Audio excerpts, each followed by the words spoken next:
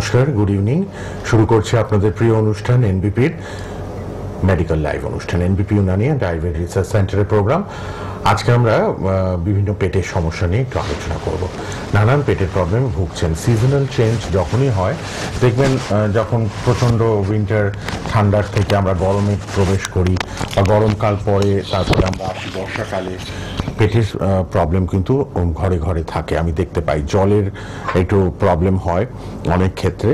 তো জলটা ভীষণভাবে আমাদের দরকার, শুদ্ধ জল পান করা। এবং অনেক বিষয় নিয়ে আজকে ডাক্তারবাবুকে যখন পেয়েছি আলোচনা হবে পেটের বিভিন্ন প্রবলেম নিয়ে। আপনারা লাইভে আসবেন, আপনাদের জন্য ফোন লাইন খোলা। প্রতিনিয়ত প্রোগ্রাম দেখছেন, টিভি প্রোগ্রাম রেগুলারলি হয়, লাইভ প্রোগ্রাম হয়, এবং অবশ্যই আপনারা সোশ্যাল মিডিয়াতে ফেসবুক, ইউটিউবেও কিন্তু প্রোগ্রামগুলো থেকে যায়, বারবার দেখেও নিতে পারবেন। প্রথমেই বলে রাখি, আমাদের সঙ্গে তো কথা হবেই, অনেকটা সময় আমরা থাকি 1 ঘন্টার লাইভ। আর পার্সোনাল যে নাম্বারগুলো, হেল্পলাইন নাম্বার টিভিতে দেওয়া আছে, সেটি এনবিপির নাম্বার। আপনারা কিন্তু ফোন করতে পারেন যে কোনো সময়, সকাল 10টা থেকে রাত 10টা ফোন করে নেবেন আপনাদের সময় মতো। যার যেখানে সুবিধা, যেখানে দেখাবেন চলে আসবেন। কারণ গ্রুপ অফ ডক্টরস রয়েছেন এনবিপিতে। আমাদের CMD, chief medical director doctor B Sharma তো আছেনই, তাছাড়াও সব ডক্টরসরা well qualified, well experienced, well educated, সবাই অ্যাসোসিয়েটেড উইথ এনবিপি। সব চেম্বারেই ঘুরিয়ে ফিরিয়ে সব ডাক্তারবাবুদের আপনারা পান এবং আপনাদের রোগের নিরাময় হচ্ছে, এটা আমরা জানি। এত বছর ধরে প্রোগ্রাম, তো এত বছর হয়ে গেল, কিন্তু এনবিপির সুনাম সর্বত্র ছড়িয়ে পড়েছে। আর অবশ্যই আজকে তো আলোচনা করবই, আপনারাও ফোনে আসবেন। লাইভ প্রোগ্রাম শুরু হয়ে গেছে। ওয়ার্ল্ডস ফার্স্ট ইউনানি ক্যান্সার হসপিটালও আমাদের এনবিপি রয়েছে, বিভিন্ন জায়গায় সেন্টার, চেম্বার রয়েছে, ক্লিনিক রয়েছে, সব আমি অনুষ্ঠান চলাকালীন বলে দেবো। আগে আলাপ করাই আমাদের মাননীয় ডাক্তারবাবু আজকে উপস্থিত লাইভ প্রোগ্রামে, doctor S Bhaduri. Doctor Bhaduri, নমস্কার, স্বাগত আপনাকে। নমস্কার ডক্টর ভাদুরী, এই যে প্রচন্ড গরম শুরু হয়ে গেল, পেটের প্রবলেম দেখা যাচ্ছে, কি ধরনের মেইনলি আপনারা ফেস করছেন? কি ধরনের পেটের সমস্যা নিয়ে আসছে মানুষ এখন? দেখুন, এখন যারা আসছে, ওয়েদারটা তো চেঞ্জ হচ্ছে, এখন খাদ্য খাবারের ধরনগুলো যদি এখন বদলাচ্ছে না যারা, তারাই কিন্তু এখন বেশি সমস্যায় পড়ছে। এই শীতের বেলা কি হয়, শীতের সময় সবাই মোটামুটি একটু রিচ খাবার খায় এবং ওয়েদারটা ঠিক থাকে বলে সেটা খুব একটা অসুবিধা করে না। কিন্তু এখন যেহেতু গরম বাড়ছে, আমাদের চারিপাশের যে ওয়েদারটা খুব গরম, আর আমাদের মানে বলবো ভারতবর্ষ তো একটা ওরকমই প্রচণ্ড গরম কান্ট্রি বলা যায়। তো এই সময় যারাই ধরুন আগের মতো করে, শীতের মতো করেই অতিরিক্ত ঝাল, তেল, মশলা দিয়ে রান্না, অতিরিক্ত চর্বি জাতীয় খাবারগুলো, মানে রেড মিট খাচ্ছে, এবং বিশেষ করে যারা এই রাতের বেলা খুব রিচ খাচ্ছে খাবার, তাদের ক্ষেত্রেই দেখা যাচ্ছে কিন্তু অল্প সময় পরে স্টমাকটা আপসেট হয়ে যাচ্ছে এবং পেটের গন্ডগোল হচ্ছে। লুজ মোশন শুরু হয়ে যাচ্ছে কারো, এবং লুজ মোশনটা এতটাই বাড়াবাড়ি হয়ে যাচ্ছে যে ডিহাইড্রেশনের দিকে অনেকের চলে যাচ্ছে। তো এই প্রবলেমগুলো কিন্তু আসছে, অনেক কেস নিয়ে আমাদের কাছে আসছে, বা ফোনে অনেকে বলছে যে আমাদের এই প্রবলেম হচ্ছে, ডিহাইড্রেশন হয়ে যাচ্ছে। আরেকটা ডক্টর ভাদুরী, ফোন পাই অনেক সময় আপনাদের লাইভেও আমরা প্রতিনিয়ত, গ্যাস, অম্বল, অ্যাসিডিটি, এটা যেন ঘরে ঘরে একটা কমন সমস্যা হয়ে রয়েছে। হ্যাঁ, যে কোনো পেটের সমস্যা হলে কিন্তু সেখান থেকে গ্যাস বা অম্বল, এটা কিন্তু হওয়াটা খুব স্বাভাবিক। ঠিক আছে, ধরুন যার পেটের গন্ডগোল হয়েছে, তার মানে তার পায়খানাটা ধরুন লুজ মোশন হচ্ছে, পায়খানা পাতলা হচ্ছে। এবার সেখানে পায়খানা পাতলা হচ্ছে মানে পেট পরিষ্কার নেই। তার আগেই দেখবেন কিছুদিন মধ্যে হয়তো সে উল্টোপাল্টা খাবার খেয়ে নিয়েছে, যেগুলো হয়তো পেট থেকে ভালোভাবে বেরাতে পারেনি, পেটে জমে গেছে, এবং পেটে আমাদের যে ভালো ব্যাকটেরিয়াগুলো থাকে সেই ব্যাকটেরিয়াগুলো নষ্ট হয়ে যায়, খারাপ ব্যাকটেরিয়াগুলো বেঁচে ওঠে। তখন এই খারাপ ব্যাকটেরিয়াগুলোই কি পেটের গন্ডগোলটা করে দেয়, সেটা দেখা যাচ্ছে। এবার যখনই ওই খারাপ ব্যাকটেরিয়াগুলো পেটের গন্ডগোল করছে, পেটে কিন্তু গ্যাস ফর্ম হবে, তার সাথে হাইপার অ্যাসিডিটি এই সময়ও কিন্তু হচ্ছে। আবার অনেক সময় দেখা যাচ্ছে কারো পেটে লুজ মোশন হয়নি, পাতলা পায়খানা হচ্ছে না, কিন্তু দেখা যাচ্ছে সে যা খাচ্ছে তাতে কিন্তু অম্বল হয়ে যাচ্ছে, কারণ সে যে খাবারগুলো খাচ্ছে সেটা অম্বলের ধাত, মানে অম্বলের করে এমন খাবারগুলোই খাচ্ছে। ধরুন খুব রিচ তেলাক্ত জিনিসগুলো খাচ্ছে, ঠিক আছে, মশলা দিয়ে রান্না করে কষিয়ে মাংস খাচ্ছে। আবার দেখা যাচ্ছে বাইরের ফাস্ট ফুড, জাঙ্ক ফুড, এগুলো খুব খেয়ে নিচ্ছে। এগুলোর মধ্যে কিন্তু অ্যাসিডিক নেচারটা খুব বেশি, কারণ এর মধ্যে কি থাকে, পাউরুটি থাকে, মানে ময়দা থাকে, ময়দার জিনিস থাকে, বিশেষ করে পাউরুটিটাই থাকে দেখা যায়। তার সাথে সাথে যে তেল ইউজ করে সেটা ভালো কোয়ালিটির হয় না, তার সাথে মশলা যেগুলো দেয় সেগুলোর মধ্যেও কিছু ভেজাল থাকে, তারপরে রেড চিলি পাউডার দিচ্ছে, সেগুলোও দেখা যায় অনেক সময় ক্ষতি করছে। তো সব মিলিয়ে মিশিয়ে একটা পরিস্থিতি এমন হয়ে যায় যে পেটের গন্ডগোল শুরু হয়ে যায়। সেখান থেকে অ্যাসিডটা পেটে তো এমনিই থাকে হজমের জন্য, কিন্তু এটা যেই আরো পড়ে, মানে অ্যাসিডের মধ্যে আরো অ্যাসিড পড়ে যাচ্ছে, তার মানে আরো বেশি অ্যাসিডটা বেড়ে যাচ্ছে। তখনই দেখা যায় যে গলা বুক জ্বলছে, বুক জ্বালা করে, অনেক সময় গলা তেতো হয়ে যাচ্ছে, এইসব দেখা যাচ্ছে। অ্যাসিড রিফ্লেক্সটা তৈরি হয়ে যায়, জিআরডি যেটা বলছি, অনেকের ক্ষেত্রে এই প্রবলেমগুলো কিন্তু তৈরি হচ্ছে। তো এরকম বিভিন্ন সমস্যা কিন্তু আমরা দেখতে পাই যে এই সময় তো হচ্ছেই, সারা বছর ধরেও এই যে গ্যাস আর অ্যাসিডিটির কিন্তু এই প্রবলেমগুলো থেকে যায়। আপনারা কিন্তু সরাসরি আমাদের সঙ্গে কথাও বলতে পারবেন। ডক্টর ভাদুরী আছেন। আমরা পেটের সমস্যা নিয়ে আজকে আলোচনা করছি। আপনাদের যে কোনো সমস্যা, যে কোনো প্রবলেম থাকলে আপনারা ফোন করুন, চলে আসুন আমাদের লাইভ প্রোগ্রামে। আপনার যে প্রবলেম আপনি ফেস করছেন তার জন্য কি পরামর্শ দেবেন ডাক্তারবাবু, সেটা অবশ্যই চিন্তা ভাবনা করে বলে দেবেন, আপনারা যাতে উপকৃত হতে পারেন। আর এনবিপির নাম্বারগুলো, হেল্পলাইন নাম্বার টিভিতে রয়েছে কিন্তু রেড বক্সে, ওই দুটোও কিন্তু অবশ্যই লিখে রাখুন। কলকাতায় আমাদের ল্যান্সডাউনে চেম্বার নিয়মিত, খিদিরপুরে, হাতিবাগানে আর আমতলা এবং মধ্যমগ্রামে। ল্যান্সডাউন, খিদিরপুর, হাতিবাগান, আমতলা এবং মধ্যমগ্রামে আমাদের নিয়মিত চেম্বার আছে।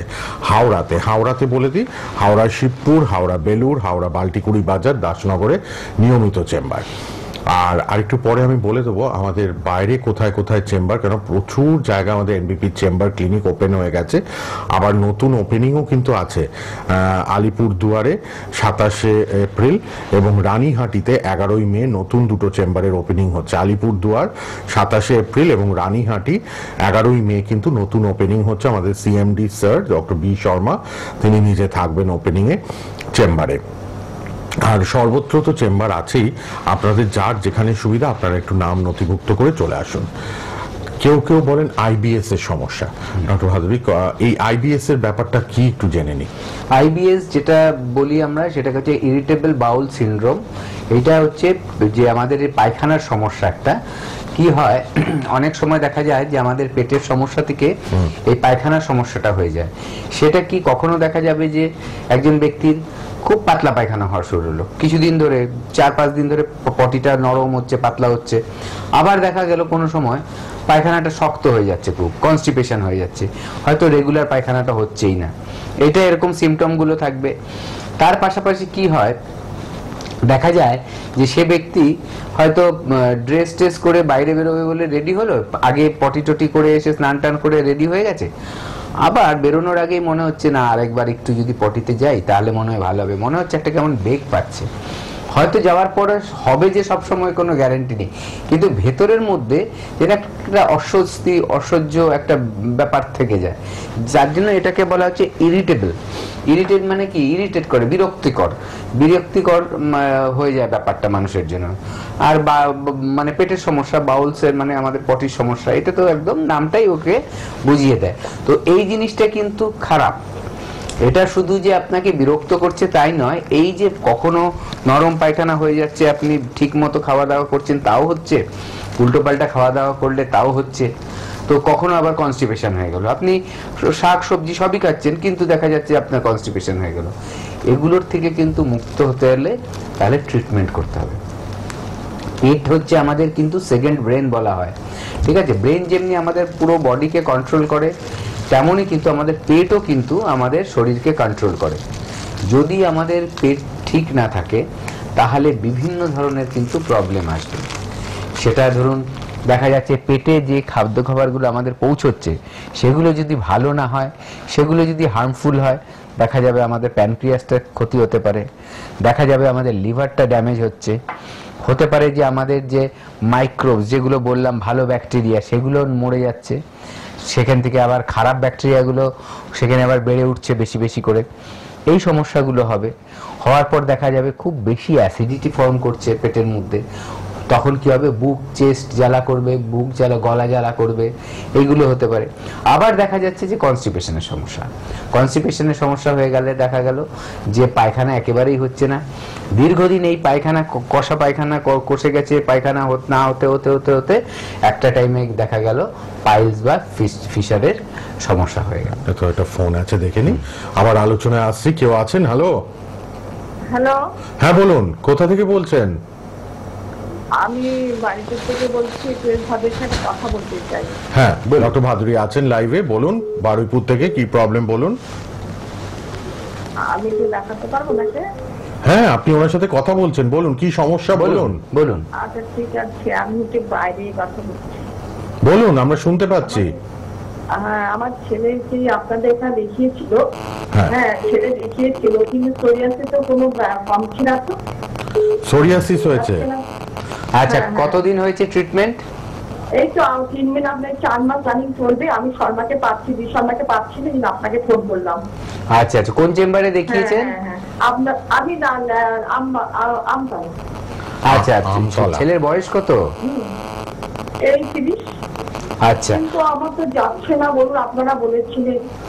হ্যাঁ আপনি, আমি বলে কতদিন দিচ্ছি। নিশ্চয়ই একটা টাইম দেওয়া হয়েছে। হ্যাঁ, আমি আপনাকে বলি আগে শুনুন। হ্যাঁ, তো প্রথম কথা, হ্যাঁ প্রথম ব্যাপারটা হচ্ছে যে সোরিয়াসিস একটা ডিজিজ এমন যেটাকে মডার্ন মেডিকেল সায়েন্স বলছে যে এটা জীবনে কোনোদিন সারবে না, ঠিক আছে? এবার থাকবে না। মডার্ন সায়েন্স বলে, মডার্ন সায়েন্স, ঠিক আছে? কেন বলে? বলছে এটাকে অটো ইমিউন ডিজিজ, মানে মানুষের যে রোগ প্রতিরোধ ক্ষমতাটা সেটাই মানুষের এগেনস্টে গিয়ে কাজ করে। তখন মানুষ, ধরুন চামড়াটার মধ্যে সে কিভাবে যে চামড়াটা আমার শরীরকে ক্ষতি করছে বলে ও অ্যাটাক করে, চামড়াটাকে করে ধ্বংস।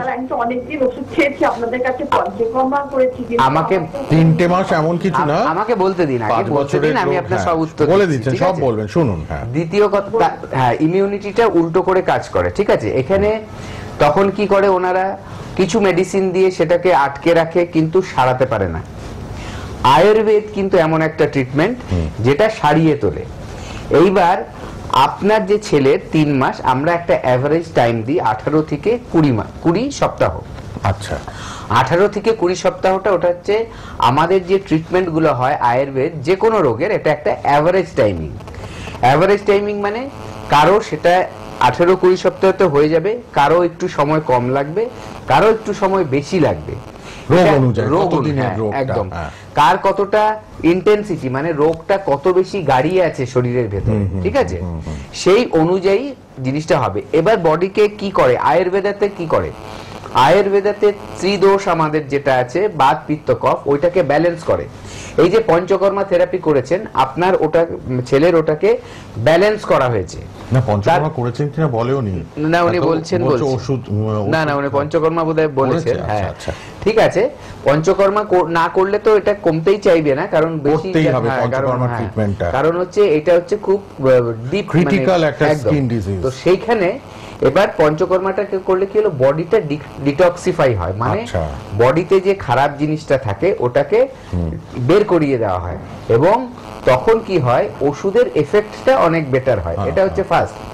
দ্বিতীয় কথা হচ্ছে আপনার 3 মাস হয়েছে মানে 3-4-12 সপ্তাহ অ্যাপ্রক্সিমেটলি ধরলাম। ও ডাক্তারবাবু বলেন 18 থেকে 20 সপ্তাহ টাইম নেওয়া। এবার এইটা যে 3 মাসে আপনি যেটা রেজাল্ট এখনো এক্সপেক্ট করছিলেন পাননি, এটা হতাশ হবার কিচ্ছু নেই।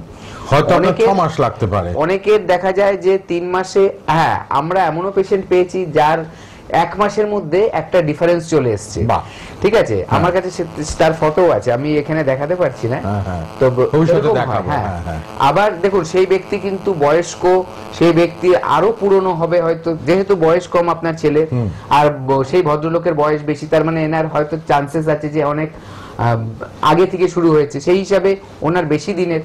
কিন্তু কার কতটা হয়েছে, কতটা ডিপ রুটেড, মানে কতটা বেশি ক্ষয়ক্ষতি হয়েছে শরীরের উপরে, তার উপরে নির্ভর করছে। দ্বিতীয়ত আরেকটা কয়েকটা জিনিস আপনি যদি ওটা না করে থাকেন, মানে আমার হয়তো দেখুন আমার কোনো রোগ 2 মাসে সারতে পারে, ডাক্তারবাবুর ক্ষেত্রে হলে 3 মাসে সারতে পারে। এটা একটু ভ্যারি করে, এটা ভ্যারি করবেই, ঠিক আছে? এটা যে কোনো প্যাথিতেই তাই হয়, কোনো ওটা ওরকম ফিক্সড বলা যায় না, একটা অ্যাভারেজ টাইমিং থাকে। আচ্ছা, তারপরে কি হলো, এইবার কারো ইমিউনিটিটা তার মানে এবার ঠিক করতে হবে, কারণ এটা ইমিউনিটিটা শরীরের এগেনস্টে গিয়েই কাজ করে।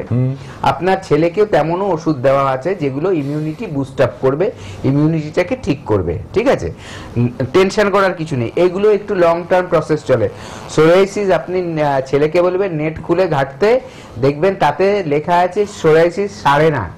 এটা হচ্ছে মডার্ন মেডিসিন বলছে, কিন্তু আয়ুর্বেদ বলছে এটাকে সারানো যায়।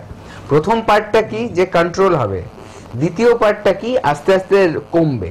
এটা দুটো পার্ট, মানে যে কোনো রোগেরই দুটো পার্ট থাকে। প্রথমে হচ্ছে ওটাকে একটা রেস্ট্রিক্ট করে যাতে আর বেড়ে না যেতে পারে। আয়ুর্বেদ ওষুধ খেয়ে কোনোদিন কারো রোগ বাড়ে না।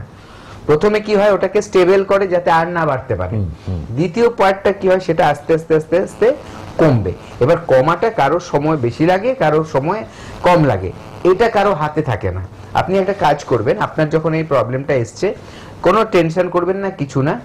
আপনি নেক্সট যেদিন ডাক্তারবাবু থাকছে আমতলায়, আপনি একবার ওনার সাথে এসে ডাইরেক্ট কথা বলুন। আমাদের তো রিপোর্টিং সিস্টেম আছে, ঠিক আছে, রিপোর্টিং এর তো ব্যবস্থা রয়েছে, কোনো ঘাবড়ানোর কিছু নেই। আমতলায় তো ডাক্তারবাবু থাকেন, হেল্পলাইন নাম্বারে কল করে নেবেন যে ডক্টর শর্মা কবে যাচ্ছেন, সেখানে গিয়ে দেখাবেন, ছেলেকে নিয়ে যাবেন।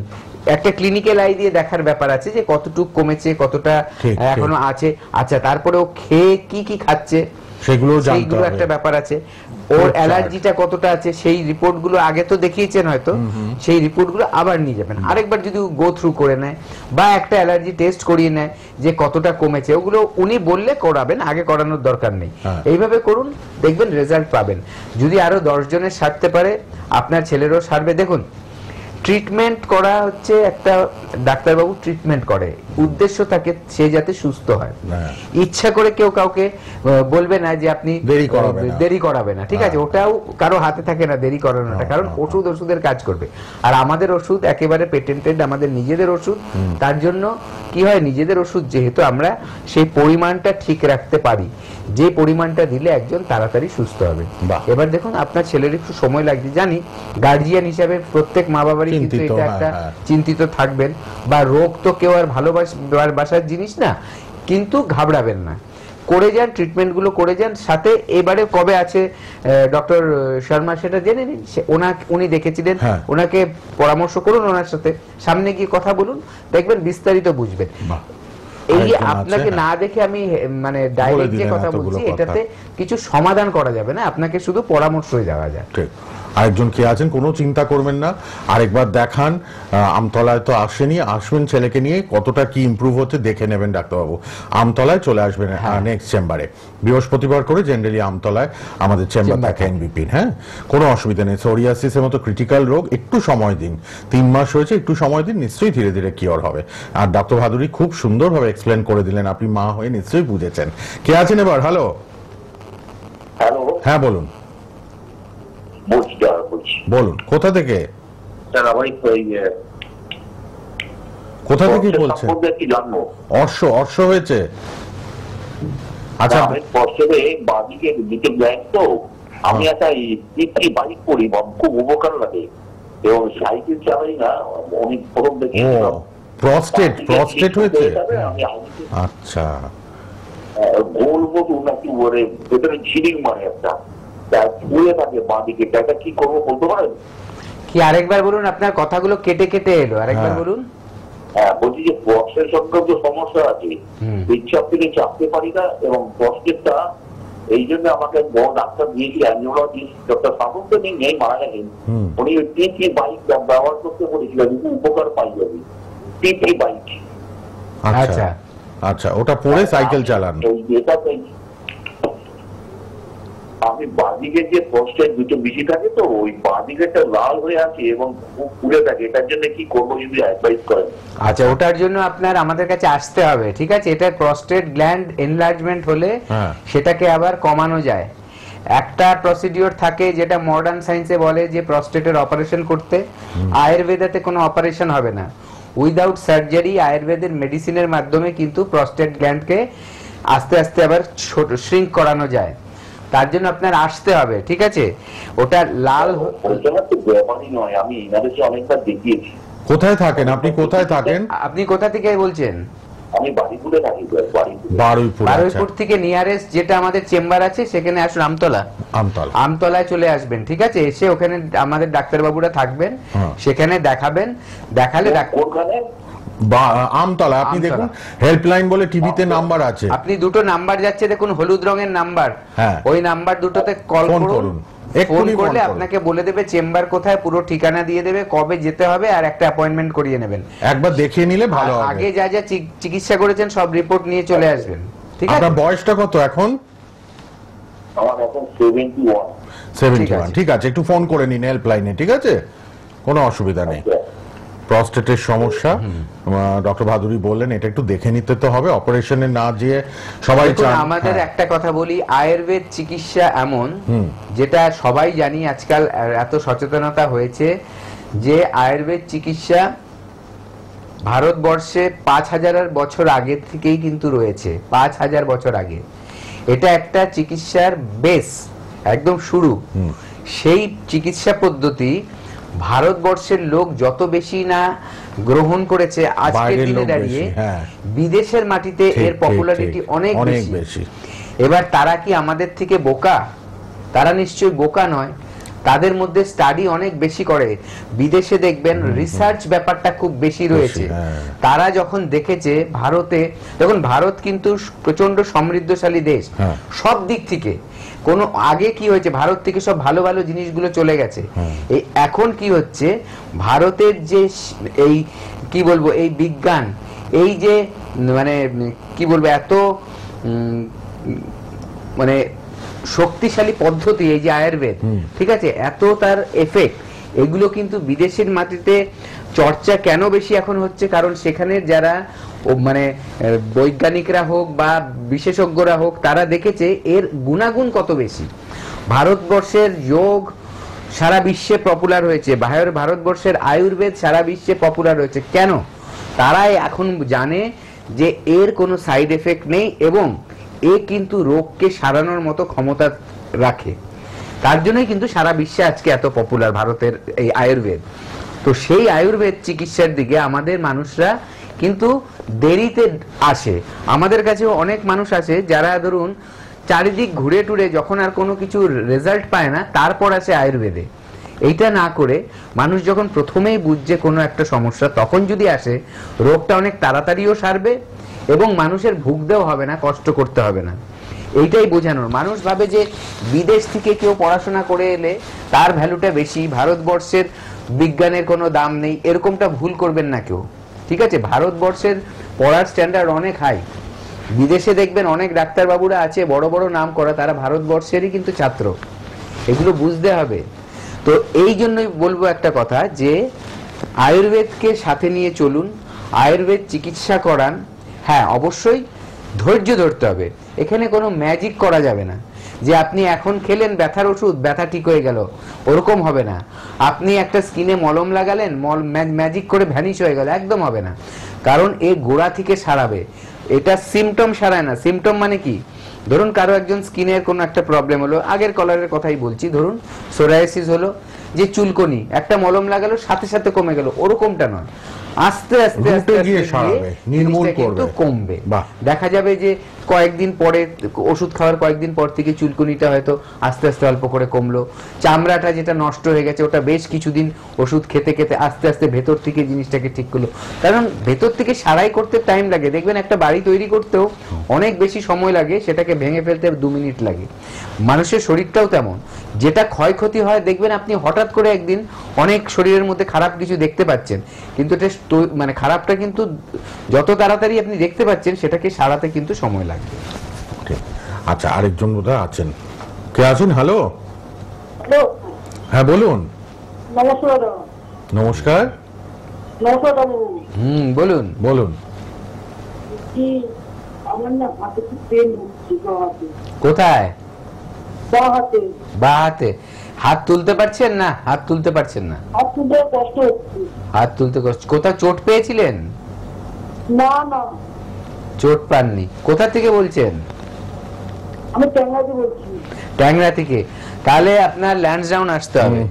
আপনি একটা কাজ করুন, এর মধ্যে ল্যান্সডাউন চলে আসুন, আর যদি আগে দেখিয়ে না থাকেন তাহলে আপনি রিপোর্ট আনতে হবে না, এক্সরেও করতে হবে না। আর যদি আগে দেখিয়ে থাকেন অন্য জায়গায়, সেই রিপোর্টগুলো গুলো নিয়ে আসবেন। ঠিক আছে, আপনি চলে আসুন, এর মধ্যে একটা অ্যাপয়েন্টমেন্ট নিয়ে নিন। আর একটা কথা বলছি, ওই বাঁ হাতে যেহেতু ব্যথাটা বলছেন, বাঁ হাত দিয়ে ভারী কিছু তুলবেন না এখন, ঠিক আছে? আর দেখবেন কোনো আঘাত যাতে না পায়। আর শোয়া যখন ঘুমোবেন, ডান কাত হয়ে শোবেন, চিত হয়ে শোবেন, বাঁ কাত হয়ে শোবেন না আপাতত, ঠিক আছে? ঠিক আছে, আপাতত এটা ফলো করুন। এই ব্যথা যন্ত্রণাও খুব ঘরে ঘরে মানুষ কষ্ট পাচ্ছেন। আমরা কিন্তু ইন্টারভিউগুলো এবার শুনবো, অনেকটা এগিয়ে এসেছি। তার আগে আমি একটু চট করে এপ্রিলে আমাদের কোথায় কোথায় বাইরে বাইরে চেম্বার একটু দেখে নিই, তারপর আমরা পেশেন্টদের ইন্টারভিউগুলো শুনবো, আবার লাইভে ফিরবো, আবার আপনাদের সাথে কথা হবে। পেটের সমস্যা নিয়ে আজকে ডক্টর ভাদুরী আলোচনা করছেন। বনগাঁতে ডক্টর এন ভট্টাচার্য থাকবেন। আমি এই রিসেন্ট এপ্রিলের চেম্বারগুলো বলে দিচ্ছি, কিন্তু বাইরের গুলো কলকাতা হাওড়া তো রেগুলার চেম্বার। আচ্ছা, ক্যানিংয়ে ডক্টর আর দে, গঙ্গারামপুরে ডক্টর এস ঘোষাল, আসানসোলে ডক্টর বি শর্মা, বর্ধমানে ডক্টর এন ভট্টাচার্য, মালদায় ডক্টর এস ঘোষাল, বহরমপুরে ডক্টর এ হালদার পাবেন আপনারা, কাকদ্বীপে ডক্টর এস ভাদুরী, দুর্গাপুরে ডক্টর বি শর্মা, কুচবিহারে ডক্টর এস ঘোষাল, কৃষ্ণনগরে পাচ্ছেন আপনারা ডক্টর এ হালদারকে, বোলপুরে আবার ডক্টর এস ভাদুরী থাকছেন, দিল্লিতে ডক্টর বি শর্মা, রায়গঞ্জে ডক্টর এস ঘোষাল, হেরিয়াতে ডক্টর এ হালদার, মেচেদাতে ডক্টর এন ভট্টাচার্য থাকবেন, খড়গপুরে ডক্টর এন ভট্টাচার্য, শিলিগুড়িতে ডক্টর এস ঘোষাল, হলদিয়াতে ডক্টর এ হালদার, বাঁকুড়াতে ডক্টর এ হালদার, আরামবাগে ডক্টর এ হালদার থাকছেন, আরামবাগে। আচ্ছা, আগরতলায় ডক্টর বি শর্মা থাকবেন, শিলচরে ডক্টর এন ভট্টাচার্য থাকবেন। আর আলিপুরদুয়ারে বললাম আমাদের নতুন ওপেনিং হচ্ছে, নর্থ বেঙ্গল আলিপুরদুয়ারে 27শে এপ্রিল আলিপুরদুয়ারে চেম্বার নিউ ওপেনিং হচ্ছে। ডক্টর বি শর্মা আমাদের CMD, chief medical director of NBP Unani and Ayurveda research centre, তিনি নিজে থাকছেন। জামশেদপুরে ডক্টর এন ভট্টাচার্য, টাটা জামশেদপুর, এখানে ডক্টর এন ভট্টাচার্যকে পাবেন। গুয়াহাটিতে ডক্টর এস ঘোষাল, পুরুলিয়াতে ডক্টর এ হালদার, ডিব্রুগড়ে ডক্টর বি শর্মা, ঝাড়গ্রামে ডক্টর এ হালদারকে আপনারা পাচ্ছেন। রিসেন্ট এপ্রিলের চেম্বারগুলো, বাইরের চেম্বারগুলো বললাম, আর কলকাতার হাওড়াতে রেগুলার চেম্বার। আচ্ছা, এবার আমরা একটু পেশেন্টদের কথাগুলো শুনে নিই, তারপর আবার আমরা স্টুডিওতে লাইভ প্রোগ্রামে আছি, ফিরবো, আপনাদের সাথে ফোনে কথা হবে, আপনারা সঙ্গে থাকুন। আপনার নাম? রীতা ভট্টাচার্য। কোথায় বাড়ি আপনার? দমদম। কি রোগে ভুগছিলেন আপনি? ভুগছি অস্টিও আর্থ্রাইটিস, ডক্টর বললেন। অস্টিও আর্থ্রাইটিস কতদিন ধরে ভুগছেন? আমি এটা জানতে পারলাম মার্চের প্রথমে। এই রোগ নিয়ে অন্য জায়গায় কোনো ট্রিটমেন্ট করিয়েছিলেন? অ্যালোপ্যাথিক করিয়েছিলাম। তাতে কোনো রেসপন্স পেয়েছিলেন? না, সেরকম আমাকে হাঁটু চেঞ্জ করতে বলেছিল, হাঁটুটা রিপ্লেসমেন্ট করতে বলেছিল। তারপর আপনি ডক্টর বি শর্মার কাছে আসেন। বি শর্মার কাছে আপনি কতদিন ধরে এই ট্রিটমেন্টে আছেন? আমি 15 দিন। 15 দিন। এখন আপনি পঞ্চকর্ম নিচ্ছেন। হ্যাঁ, পঞ্চকর্ম যেটা নিচ্ছেন, সেই পঞ্চকর্মটা আপনার কদিন হয়েছে? 9 দিন। আর আপনাকে নিতে বলেছে কদিন? 15 দিন। 15 দিনের ভেতর 9 দিন আপনার পঞ্চকর্ম হয়েছে। এখন আপনি কিরকম আছেন? এখন আমি মোটামুটি ভালোই আছি। আগে আমাকে কিছুদিন, এই 15 দিনের মধ্যেই বা 15 দিন আগে, 1 সপ্তাহ আগে থেকে মানে আমি ব্যালেন্সটা রাখতে পারতাম না, একটু লাঠিতে ভর করতে হয়েছিল। এখন আপনি লাঠি নিয়ে হাঁটছেন? না, এখন লাঠি নিয়ে হাঁটছি না। মানে আগের তুলনায় আপনি এখন অনেকটাই সুস্থ আছেন। এনবিপি ইউনানি অ্যান্ড আয়ুর্বেদ রিসার্চ সেন্টারে ডক্টর বি শর্মার ট্রিটমেন্টে এখন আগের থেকে আপনি অনেকটাই সুস্থ, তাই তো? হ্যাঁ। আপনার নাম? ভাস্কর ঘোষ। কোথায় বাড়ি আপনার? খড়িবাড়ি। কি রোগে ভুগছেন আপনি? Osteo arthritis. এই অস্টিও আর্থ্রাইটিস রোগটাতে আপনি কতদিন ভুগছেন? কম বেশি 1 বছর। 1 বছরে কোনো জায়গায় ট্রিটমেন্ট করিয়েছিলেন? অ্যালোপ্যাথিক চিকিৎসা করেছিলাম। তাতে আপনার সুস্থতা বোধ করেছিলেন আপনি? না, আরো ব্যথা যন্ত্রণা আতঙ্ক সৃষ্টি ছিল। ডক্টর বি শর্মা ট্রিটমেন্টে আপনি কতদিন আছেন? 15 দিন। 15 দিন মেডিসিন খাচ্ছেন। হ্যাঁ। এই মেডিসিন খেয়ে আপনি কেমন আছেন? অনেকটা সুস্থ বোধ। 15 দিনের মেডিসিনে আপনি অনেকটা সুস্থ বোধ করছেন। কত শতাংশ সুস্থ আছেন? 100-র মধ্যে 70%। 70-75% আপনি ভালো আছেন। আগে হাঁটা চলা বা দাঁড়াতে পারতেন? না, দাঁড়ানোই ব্যালেন্স ছিল না। এখন ডক্টর বি শর্মার ট্রিটমেন্টে আপনি 15 দিনে দাঁড়াতেও পাচ্ছেন, হাঁটতেও পাচ্ছেন, তাই তো? এনবিপি ইউনানি অ্যান্ড আয়ুর্বেদ রিসার্চ সেন্টারের ট্রিটমেন্টে আপনি কতটা খুশি এবং ভালো আছেন? অনেকটা খুশি, খুবই ভালো আছি। খুব ভালো আছেন। আপনার নাম? জিয়া বিবি। কোথায় বাড়ি আপনার? বারাসাত। কি রোগে ভুগছিলেন আপনি? সাইটিকা বাতের জন্য। মানে রিউমাটার আর্থ্রাইটিস। হ্যাঁ। এই রিউমাটার আর্থ্রাইটিস রোগটাতে আপনি কতদিন ধরে ভুগছেন? 9 বছর। 9 বছর।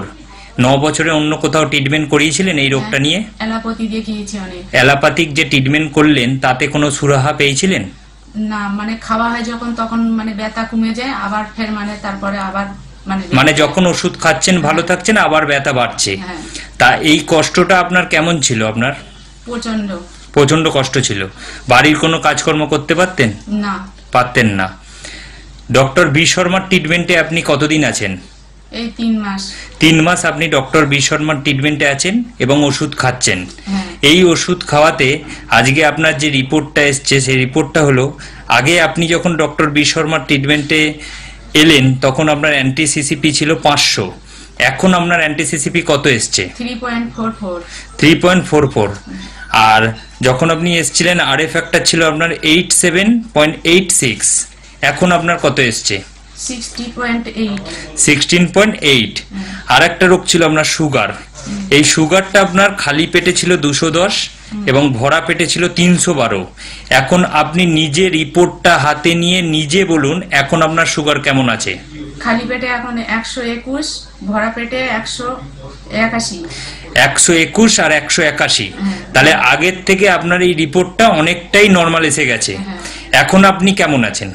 এখন আমি আগের চেয়ে অনেক ভালো আছি। আর এই রিপোর্টটা দেখার পর আপনি কতটা খুশি? অনেক খুশি আমি। নিজের হাতে রিপোর্ট রেখেছেন এবং কতটা খুশি নিজে বলুন। অনেকটাই, মানে এতটাই খুশি যে ভিতরে যে রোগটা ছিল সেটা কমে যাওয়া মানে কি একটা মানুষের মধ্যে কি আনন্দ আসে সেটা আপনারাও মানে জানলে বুঝতে পারবেন, যে যখন যে রোগ থেকে মুক্তি পাওয়া যায় তখন সেই রোগটার প্রতি মানে কেমন একটা খুশি আসে, যে দেহ থেকে বেরিয়ে যাচ্ছে মানে কি প্রচন্ড একটা খুশি। আর এখন বাড়ির কাজ করতে পারছেন? হ্যাঁ। এখন বাড়ির কাজ করতে কোনো কষ্ট না। এখন তাহলে আপনি বাড়ির কাজ কর্ম সবকিছু নিজে হাতে নিজে করতে পারছেন। এনবিপি ইউনানিয়ান আয়ুর্বেদা রিসার্চ সেন্টারের ট্রিটমেন্টে আপনি কতটা খুশি এবং ভালো আছেন? অনেকটাই ভালো আছি। আর খুশিও আছেন, তাই তো?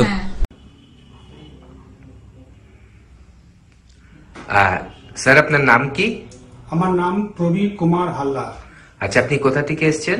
আমি এসেছি দক্ষিণ 24 পরগনায় কৈপুকুর, বড় কৈপুকুর গ্রাম।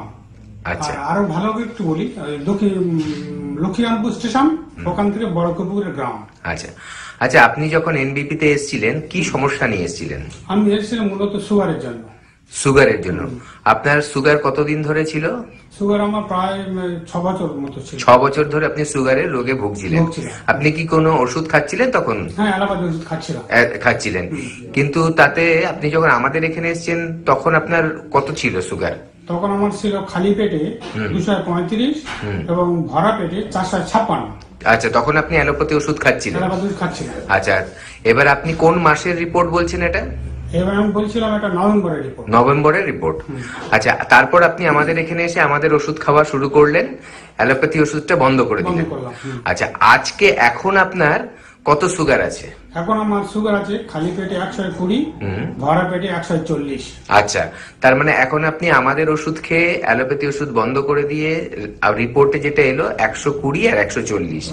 আচ্ছা, এখন আপনি শারীরিকভাবে কেমন সুস্থতা ফিল করছেন? নিশ্চয়ই এখন শারীরিকভাবে আমি সম্পূর্ণ সুস্থতা ভোগ করছি। আচ্ছা, অনেক ধন্যবাদ। এবার আপনি একটু বলুন যে আপনার যে এই উপকারটা হয়েছে, দর্শক যারা আপনাকে দেখছে টিভিতে তাদের জন্য কি সংবাদ দেবেন?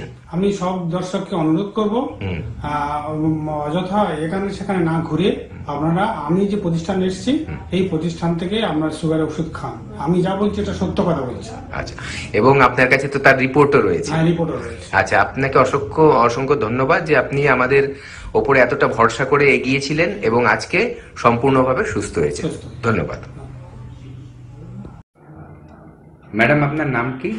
রশিদা বিবি। আচ্ছা, আপনি কোথা থেকে এসেছেন? আমি ডানকুনি মোল্লারে।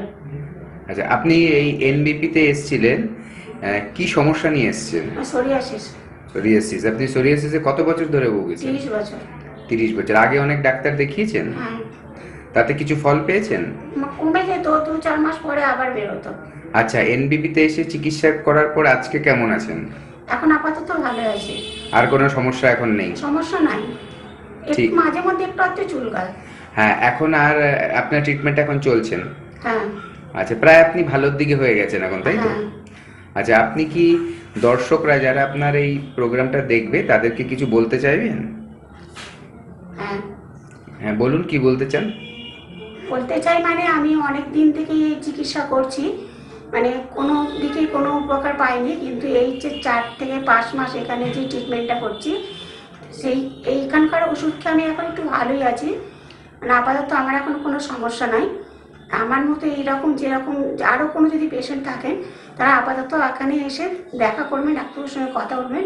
এখানে চিকিৎসা করলে আমি মানে যে উপকৃত হয়েছি আপনারাও হয়তো সেই উপকৃতটা পাবেন, এই আশা করছি। ঠিক আছে, ধন্যবাদ ম্যাডাম আপনাকে আমাদের দর্শকদের এই মেসেজটা দেওয়ার জন্য। ভালো থাকুন। ম্যাডাম আপনার নাম কি? শ্যামলী হালদার। আপনি কোথা থেকে এসেছেন? ডায়মন্ড হারবার থেকে। আচ্ছা, আপনি কি সমস্যা নিয়ে এনবিপি তে এসেছিলেন? আমার পায়ের ব্যথা নিয়ে আমি এনবিপি তে এসেছিলাম। হাঁটুর ব্যথা নিয়ে? হাঁটুর ব্যথা। ডাক্তারবাবু দেখে কি বলেছিলেন? ডাক্তারবাবু দেখে বলেছিলেন যে কতদিন সারবে বা কত হবে। আচ্ছা, আপনার অস্টিওআর্থারাইটিস হয়েছিল? হ্যাঁ বলেছিলেন। আচ্ছা, আপনি আমাদের এখানে আসার আগে অন্য চিকিৎসা করেছিলেন? অনেক চিকিৎসা করেছি, কিন্তু কোনো কাজ হয়নি। কোনো কাজ হয়নি? একই রকম। আচ্ছা, আমাদের এখানে কোন মাসে ট্রিটমেন্টের জন্য এসেছিলেন? আমি নভেম্বরের 7 তারিখে এসেছিলাম। নভেম্বরের 7 তারিখে। আজকে ধরুন জানুয়ারি 16 তারিখ। আপনি এর মধ্যে আপনি কেমন আছেন এখন? কেমন আছেন? খুবই ভালো আছি। আমার পায়ের ব্যথা ইজি হয়ে গেছে, আমার কোনো সমস্যা নেই, হাঁটতে চলতে আর কষ্ট হয় না। এমনকি আমার রিলেটিভদেরও বলেছি, তারা ভেলোর যাবে বলেছিল, যে আগে ডাক্তারবাবুকে দেখাও, তারপরে তোমরা অন্য জায়গায় দেখাবে। হ্যাঁ, এবং তারাও এখন সম্ভবত এসেছে। মানে আপনার এতটা এখানে আত্মবিশ্বাস জন্মেছে যে আপনার নিজের রিলেটিভদেরও এখানে পাঠাচ্ছেন এখন। আচ্ছা, এখন আপনি তাহলে স্যাটিসফাইড? এবং এখন স্যাটিসফাইড। আচ্ছা, আপনি দর্শকরা যারা আমাদের এই প্রোগ্রাম দেখছেন তাদের জন্য কি বলতে চাইবেন? তাদের বলতে চাই তারাও এই এখানে দেখাক এবং রোগ থেকে মুক্ত হোক। আচ্ছা, তাদেরকেও আপনি চাইছেন যাতে এনবিপি তে এসে ডাক্তারবাবুকে দেখান এবং তাদের যা কোনো সমস্যা হোক সেটা নিয়ে আসলে তারা ভালো ফল পাবে, আপনার এই বিশ্বাস আছে? আমার এটা বিশ্বাস। আচ্ছা, আমার নিজের থেকে আমার এটা বিশ্বাস যে আমার হয়েছে যখন, তখন তাদেরও ভালো হয়ে যাবে, আমার এটা নিজের আত্মবিশ্বাস। অনেক অনেক ধন্যবাদ আপনাকে, এবং আপনি আরো ভালো থাকুন, আমরা এটাই আশা করব। এবং দর্শকদের যেটা বললেন, দর্শকদের জন্য এটা একটা সুখবর যে আমাদের এখানে এলে অনেক দূরে গিয়ে চিকিৎসা না করিয়েও আমাদের এনবিপি তে এসে চিকিৎসা করলে মানুষ সুস্থ হতে পারে। ধন্যবাদ। ম্যাডাম আপনার নাম কি? আমার নাম রত্না সেন। আচ্ছা, আপনি কোথায় থাকেন? আমি মতিলাল নেহেরু রোডে থাকি, কলকাতা 29। আচ্ছা, আপনি এনবিপি তে এসেছেন যখন চিকিৎসা করতে, আপনি কি সমস্যা নিয়ে এসেছেন?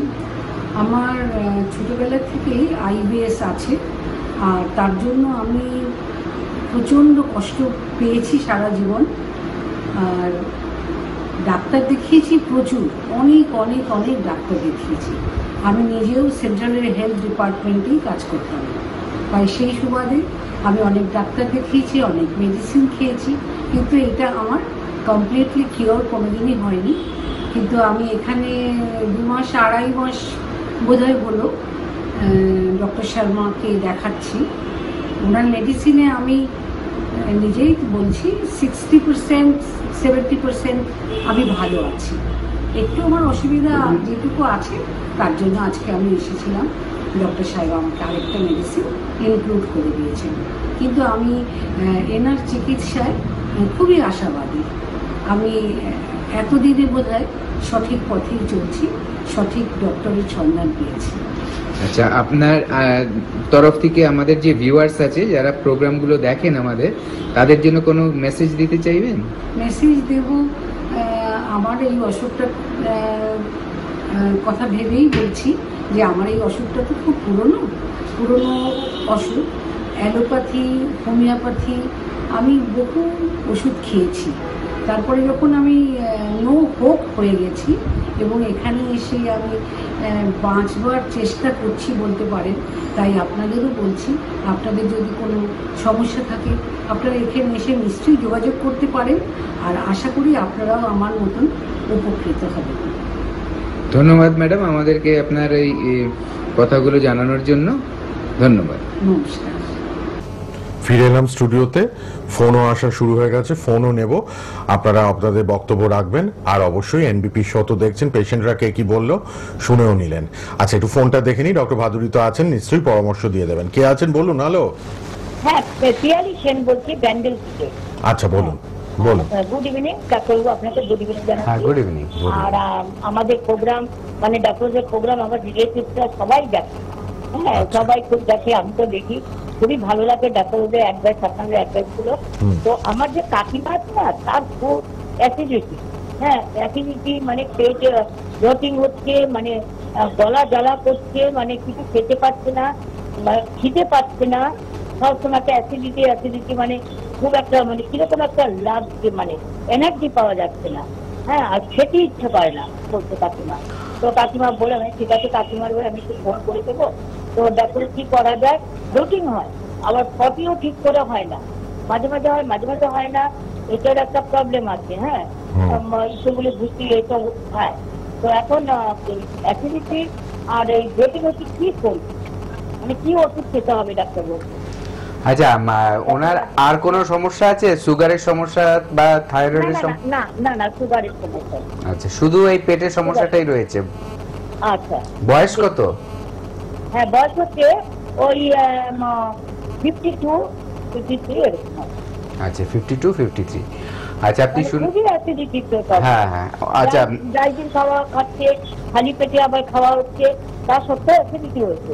আচ্ছা, আপনি শুনতে থাকুন, আমি বলছি। বলে দিচ্ছেন ডাক্তারবাবু, শুনুন। যেটা মেন ব্যাপার, যে এই অ্যাসিডিটির সমস্যা কিন্তু আজকাল প্রত্যেক মানে 10টা বাড়ির মধ্যে 9টা বাড়িতেই কিন্তু কারো না কারো এই অ্যাসিডিটির সমস্যা কিন্তু আজকাল দেখতে পাওয়া যায়। তার অনেকগুলো কারণ। সব সময় যে মানে আমাদের দোষ আছে সেটাও না। দেখুন, আজকাল যে খাদ্য খাবারগুলো বাইরে থেকে, বাজার থেকেও আমরা এনে নিয়ে আসি, তার মধ্যে এত বেশি পেস্টিসাইড দেওয়া থাকে, অনেক সময় কিন্তু সেগুলো আমাদের পেটেও যায়। ঠিক আছে, এত বেশি ফার্টিলাইজার দেওয়া থাকে, সেগুলো আমাদের অনেক সময় পেটে যায়। এর জন্য একটু আমাদের সতর্কতা অবলম্বন করতেই হবে, নাহলে উপায় নেই, নাহলে আরো কষ্ট পেতে হবে। যেমন ধরুন, যে খাবারগুলো বিশেষ করে যার ওপরে কোনো খোসা নেই, এই যেমন ধরুন বেগুন হলো, তারপরে ধরুন কি বলবো, বরবটি হলো, কড়াইশুঁটি, ঢেঁড়স হলো, এই ধরনের খাদ্যগুলো যার ওপরে কোনো বাকলা নেই, মানে ফেলে দেবেন ওরকম ব্যাপার নেই। ঠিক আছে, সেগুলো। এবং ফলের দিকেও ধরুন আপেল, পেয়ারা, এই ধরনের যেগুলোর যার খোসা নেই ওপরে, সেগুলো আনার পর কিন্তু খুব ভালো হয় যদি 15 মিনিট মতো আপনি একটু খাবার সোডা যেটা বলে, সেটার জলের সাথে মিশিয়ে তার মধ্যে চুবিয়ে রাখেন, ভালো করে চুবিয়ে রাখবেন। মানে হাফ চুবিয়ে থাকলেও তাহলে কাজ হবে না, পুরোটাই যাতে মানে ডুবে থাকে। ঠিক আছে, বেগুনে তো খুব সাংঘাতিক এই বিষাক্ত তেল দেওয়া হয়। দেখবেন আগে বেগুনে পোকা হতো, আজকাল কিন্তু একটা বেগুনে আপনি পোকা পাবেন না। ঠিক আছে, বরঞ্চ যে পোকাওয়ালা বেগুনগুলো আমরা নেবও না, তার জন্য দেখবেন মার্কেটে ওগুলো পাওয়াও যায় না, কারণ আজকাল হয়ও না বেশি পোকা। আচ্ছা, গেল। দ্বিতীয়ত হচ্ছে আরেকটা কাজ করতে পারেন। ধরুন আপনার বেকিং সোডা, মানে খাবার সোডাটা নেই বাড়িতে, তাহলে আপনি কি করতে পারেন, তাহলে আমাদের যে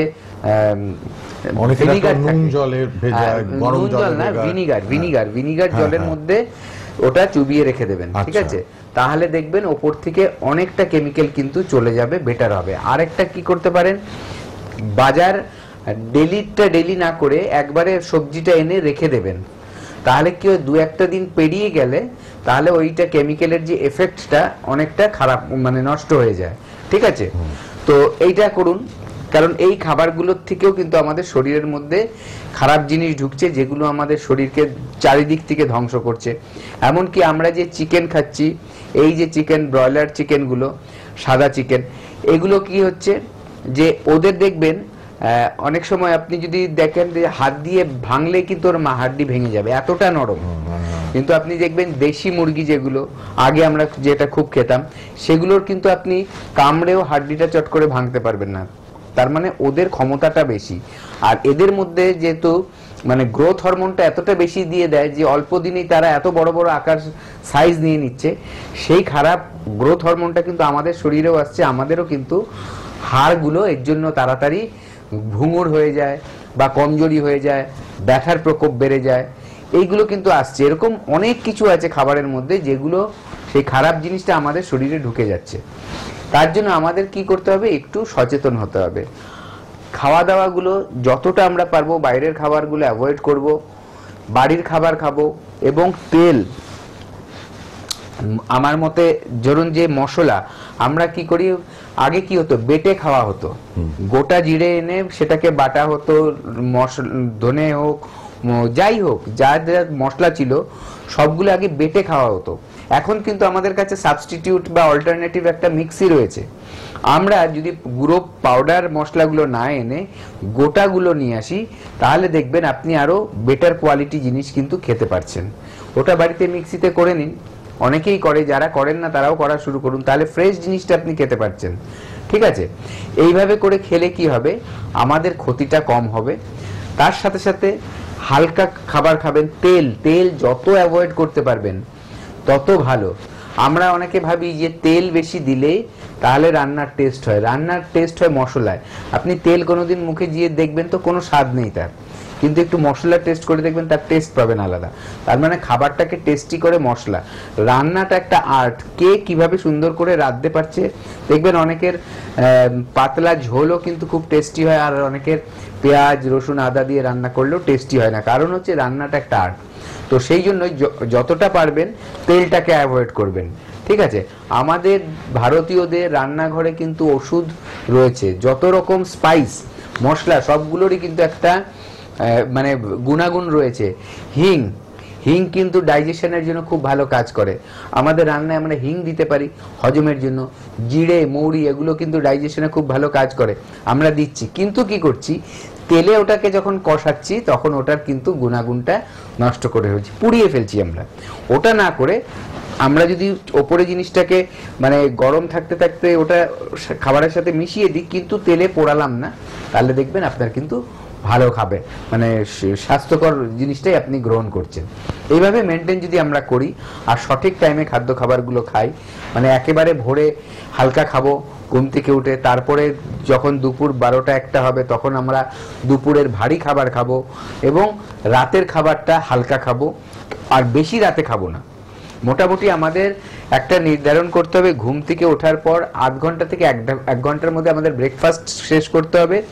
এই যে ব্রেকফাস্ট করলাম তার থেকে আমাদের যে ডিনারের টাইম চেষ্টা করতে হবে সেই পুরো সাইকেলটা যাতে 10 ঘন্টা থেকে 12 ঘন্টার মধ্যে কমপ্লিট হয়।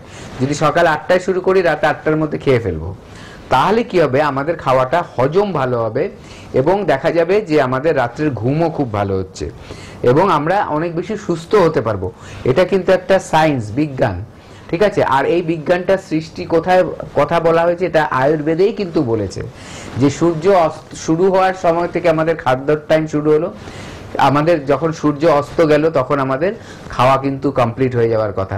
দেখবেন ভোরবেলা পাখিরা উড়ে নিজেদের কোথায় যায়, ওরা ঘুম থেকে উঠে পড়ে একদম ভোরবেলা, তারপর কি করে ওরা নিজের খাদ্য খাবার খুঁজতে যায়। যেই সূর্যাস্ত হলো ওরা কিন্তু বাড়িতে ফিরে আসে, ততক্ষণে ওদের খাওয়াটা কিন্তু কমপ্লিট হয়ে যায়। এর জন্যই দেখবেন আপনি চট করে কোথাও কুকুর মরে পড়ে আছে আপনি দেখতে পাবেন, কিন্তু আপনি চট করে দেখতে পাবেন না যে পাখি মরে পড়ে আছে। কেন বলুন তো? পাখিরা যে নেচারের সাথে যত বেশি থাকবে তত বেশি কিন্তু সে সুস্থ থাকবে। কুকুর, রাস্তার কুকুর হোক বাড়ির কুকুর হোক, ওরা কিন্তু আমরা যে ধরনের খাবার খাই ওগুলো খাচ্ছে, ওগুলো কিন্তু তৈরি করা আর্টিফিশিয়াল অনেক কিছু ব্যাপার থাকে, কিন্তু পাখিরা কিন্তু একদম পিওর জিনিসগুলো খায়, এর জন্য ওদের কিন্তু সুস্থতাটাও অনেক বেশি। বাহ, কত সুন্দর করে ডক্টর ভাদুরী আমাদের সব সময় বুঝিয়ে বলেন। এইভাবেই আপনারা সুস্থ থাকুন, ভালো থাকুন। পেটের রোগ নিয়ে তো আলোচনা করছি, অনেক ফোনও এলো কিন্তু আবার সেই গ্যাস অম্বল অ্যাসিডিটি। এবার একটু পাইলস ফিশার ফিস্টুলা নিয়ে জানবো। তার আগে বলি হেল্পলাইন নাম্বারও কিন্তু খোলা আপনাদের জন্য কথা বলার সুযোগ। হেল্পলাইনে আপনারা ফোন করবেন, আপনার ঘরের কাছে আমাদের ক্লিনিক চেম্বার কোথায় আছে জেনে চলে আসবেন। প্রচুর মানুষ আমতলায় আসেন, ভিড় উপচে পড়ে। আমতলা বলুন, ল্যান্সডাউন বলুন, খিদিরপুর, হাতিবাগান, মধ্যম গ্রামে একটু ধৈর্য ধরবেন, একটু নামটা লিখিয়ে টাইম মতো চলে আসবেন, তাহলে বেশিক্ষণ ওয়েট করতে হবে না। ল্যান্সডাউন, খিদিরপুর, হাতিবাগান, আমতলা এবং মধ্যমগ্রামে চেম্বার। বৃহস্পতিবার করে আমতলা, বুধবার করে খিদিরপুর এবং হাতিবাগানে। 3 দিন করে মধ্যমগ্রামে নিয়মিত পাচ্ছেন আপনারা ল্যান্সডাউনের রেগুলার চেম্বার কলকাতার মধ্যে। হাওড়াতে শিবপুর, হাওড়া বেলুর, হাওড়া বাল্টিকুড়ি বাজার, দাসনগরে চেম্বার। হেল্পলাইন নাম্বার রেড বক্সে দেওয়া আছে, লিখে নিন। ফেসবুক ইউটিউবেও প্রোগ্রামগুলো থাকে, আপনারা বারবার দেখতে পাবেন সোশ্যাল মিডিয়ায়। ফোন তো এখন ঘরে ঘরে হাতে, প্রত্যেকের হাতে ফোন, টিভিও দেখছেন, ফোনেও দেখছেন। 9830235527 অথবা 37 আপনাদের জন্য হেল্পলাইন নাম্বার। আমাদের দুটো নিউ চেম্বার ওপেনিং হচ্ছে, বারবারই বলে দিচ্ছি। আলিপুরদুয়ার 27শে এপ্রিল আলিপুরদুয়ারে পাবেন, আর রানীহাটিতে 11ই মে। দুটো এনবিপি নিউ চেম্বার ওপেনিং হচ্ছে কিন্তু রানীহাটিতে 11ই মে এবং আলিপুরদুয়ারে 27শে এপ্রিল। আমাদের CMD chief medical director doctor B Sharma নিজে থাকবেন। এবার বাইরের চেম্বারগুলো বলে দিই, এপ্রিলে কোথায় কোথায় চেম্বার আপনারা শুনে নিন। ঝাড়গ্রামে কোন ডাক্তারবাবু কোন চেম্বারে থাকে এটাই আমি মেনলি আপনাদের বলে দিচ্ছি। ঝাড়গ্রামে ডক্টর এ হালদার, ডিব্রুগড়ে ডক্টর বি শর্মা, পুরুলিয়াতে ডক্টর এ হালদার, গুয়াহাটিতে ডক্টর এস ঘোষাল, জামশেদপুরে doctor N Bhattacharya, Alipurduar opening হচ্ছে ডক্টর বি শর্মা থাকবেন 27শে এপ্রিল।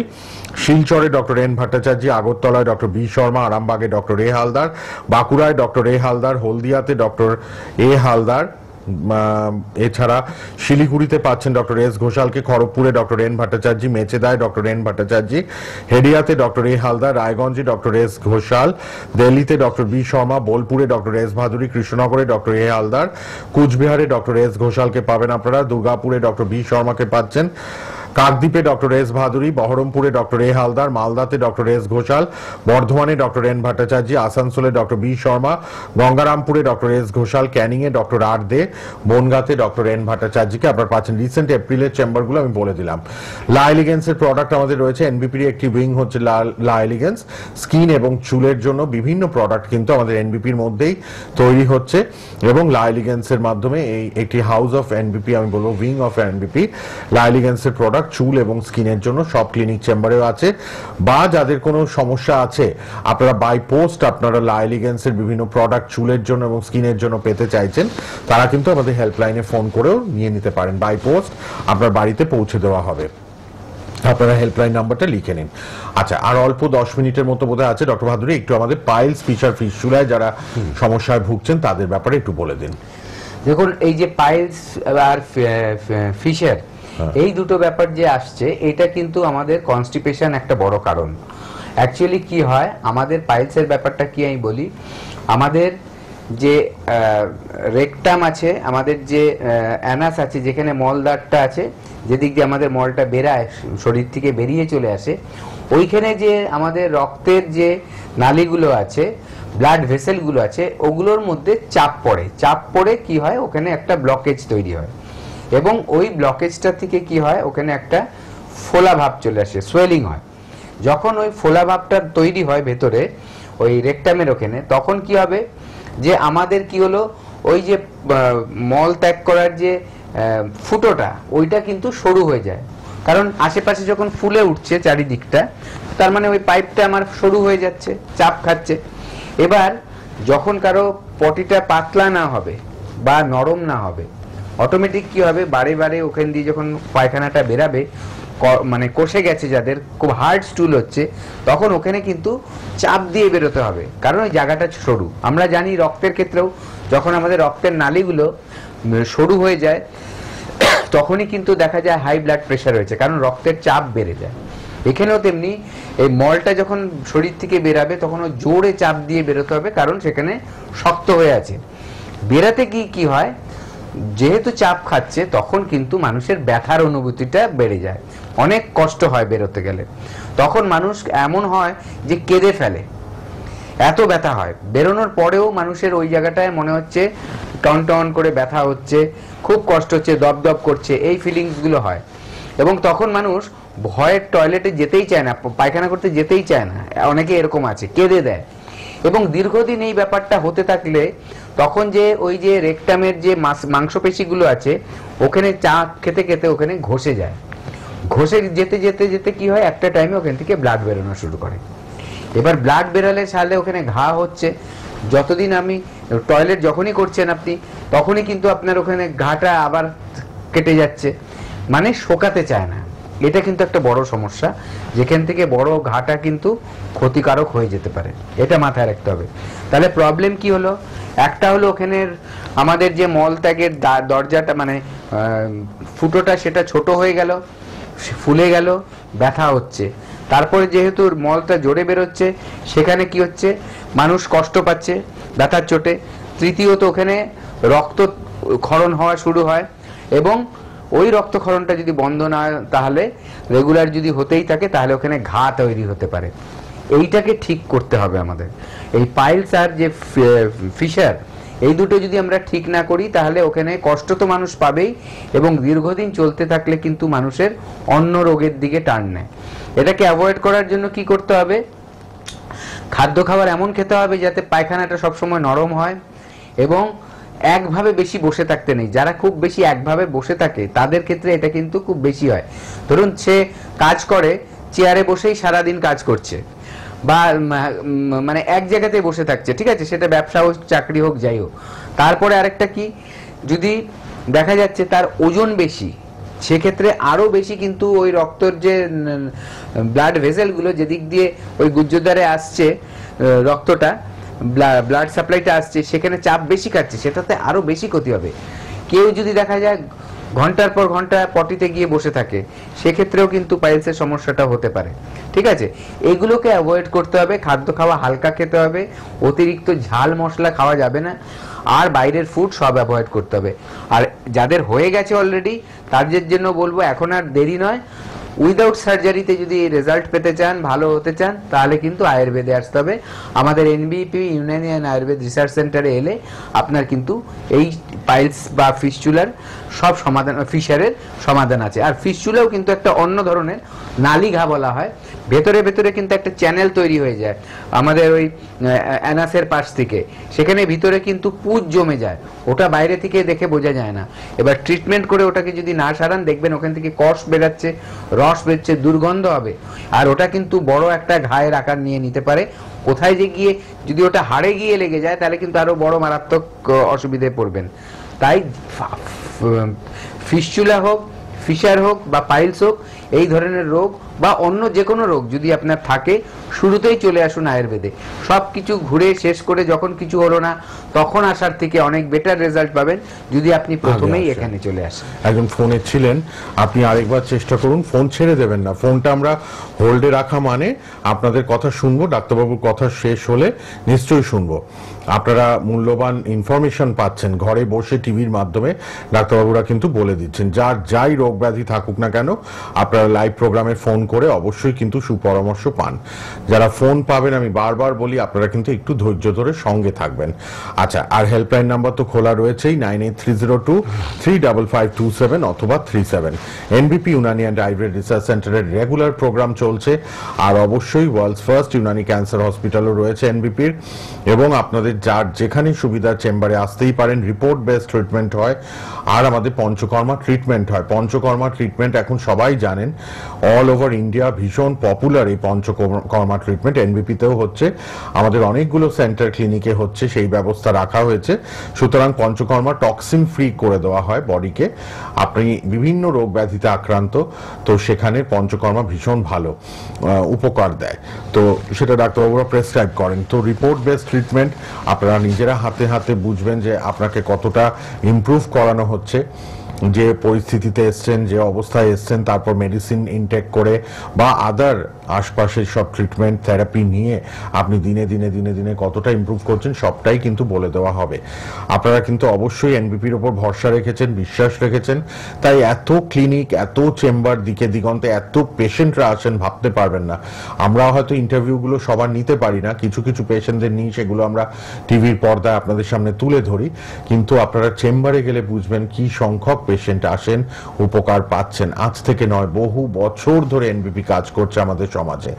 এবং অবশ্যই এনবিপি Unani and Ayurveda research centre এমন একটি নাম যেটি আপনাদের একদম ঘরে ঘরে পৌঁছে গেছে, কিন্তু তাদের কর্মদক্ষতায় তারা নিজেরা কাজে প্রমাণ করেছেন এনবিপি যে এত ভালো মানুষকে সুস্থতা দিতে পারছে, সেজন্যই এত সুনাম। আজকে একদম সময় শেষ, ডাক্তারবাবুরা তো থাকেনি লাইভে, আবারও দেখা হবে পরের অনুষ্ঠানে। হেল্পলাইন নাম্বার লিখেছেন, হেল্পলাইনে যোগাযোগ করুন। ডক্টর ভাদুরীকে ধন্যবাদ। শেষ করি আজকের মতো, আবার দেখা হচ্ছে শীঘ্রই। ভালো থাকুন।